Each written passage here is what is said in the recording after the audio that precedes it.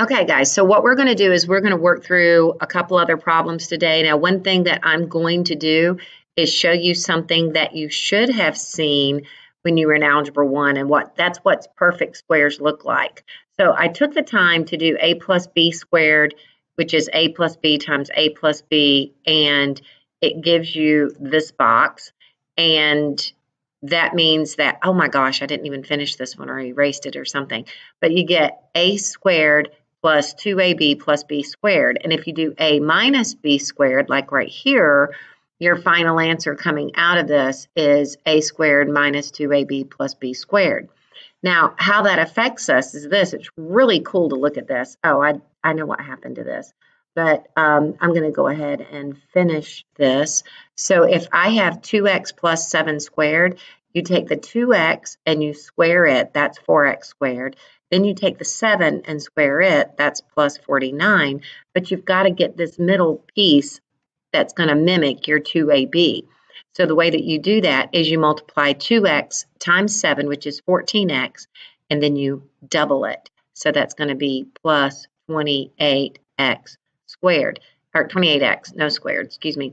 So when you have that, I'm going to get rid of that. When you have this, it's like this is your perfect square. This is your perfect square. So there's a good chance this may be something squared, okay? If there's a minus right here, then that means there's a minus here. If there is a plus here, there is a plus right here, okay? There you go. Let's get going. We'll come back to that. That's going to come into play. Okay, so if I'm going to work this problem, my first thought, because I have cotangent and tangent, I want to turn these into sines and cosines. By the way, you want to work with the most complicated side because it's easier to clean up. It's very hard to take a clean side and make it complicated. So this will give me cosine over sine plus sine over cosine. And that's all I can do. Now, you don't want to do anything to both sides. You only want to do it to one side. And you're like, well, now I'm stuck. Well, the next thing you need to do is say, I don't have a common denominator, so I can't add these things. So what I'm going to do is get a common denominator. So I'm going to multiply by cosine over cosine, x. And I'm going to multiply by sine over sine.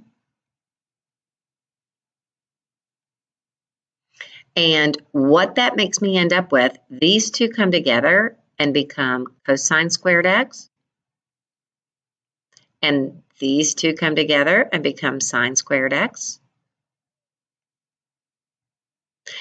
And then the whole bottom, because they both match now, is cosine x sine x.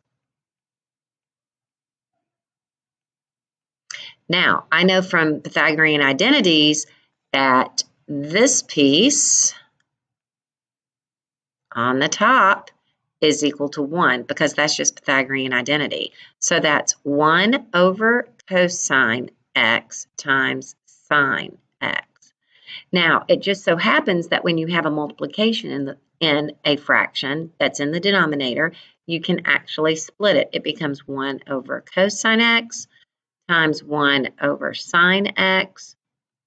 And this gives you secant x, and this gives you cosecant x. Whoops, cosecant x. I want to start off with CO every time for cosecant. Bad habit. Okay, and it matches, so we're done. All right, let's look at the next one. All right, so in this one, this may look kind of strange to you that you have x to the fourth, but do realize that, sine to the fourth, do realize that if you have a to the fourth, it's actually equal to a squared squared, okay? So you have a squared squared here, all right? So this is a perfect square,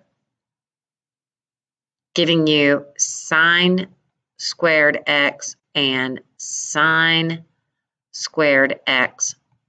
That would multiply out to give you sine to the fourth x. Cosine to the fourth works the same way. This is cosine squared x. This is cosine squared x. So that means I can bust this up. By the way, where I'm going with this is if you have a squared minus b squared, that's the difference of two squares. So it's a plus b times a minus b. And that's what I'm going to do with these sines and cosines. So I'm going to have sine squared x cosine squared x times sine squared x cosine squared x. One gets plus, one gets minus. Plus, minus. Okay? Guess what this one comes out to be? This one comes out to be 1. So I'm left with 1 times sine squared x minus cosine squared x. And considering the fact that I want to get everything into sine, I'm going to remember that if these two add together to give me 1, if I want, I'm going to do it over here, sine squared x plus cosine squared x equals 1. If I want to know what negative cosine is, all I would do is do sine squared x minus 1. I'm going to pull the 1 over here. I'm going to pull the cosine over here equals negative cosine squared x.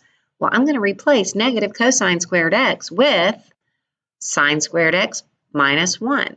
So that gives me 1 times, don't need the 1 anymore because 1 times doesn't matter, sine squared x, and instead of minus cosine squared x, I'm going to have plus sine squared x minus 1. Boom. Okay, this replaced cosine squared x. Well, now I can just combine like terms. When I combine like terms, I am going to get 2 sine squared x minus 1. Oh my gosh, it matches exactly. Done. Okay? All right. Going on to this, guys, when the bell rings, I am going to stop, just so you know. So this one I have, perfect square, perfect square. I'm debating on which one is more complicated, which one's easier. Let's see if I just want to do the difference of two squares. If I want to do dots, I would have cosine or cotangent x plus tangent x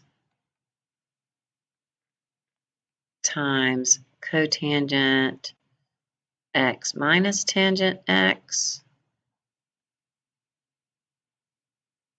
And I don't know if I like that at all. So this gives me, I wonder if I should have just gone to sine over cosine first. Okay, you're catching me in the middle of this, and I've already done this once today. I'm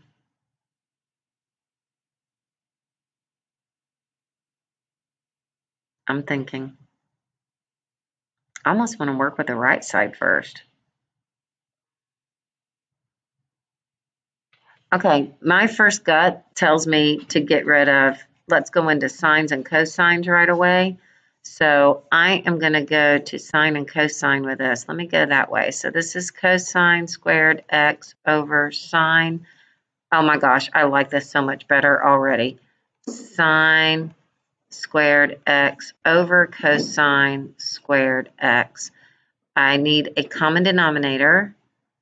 Is that going to be any better? Oh, multiply by cosine x. That's going to give me a cosine to the 4th. I still don't like that. Okay, I'm going to come back to this one. We'll call it quits.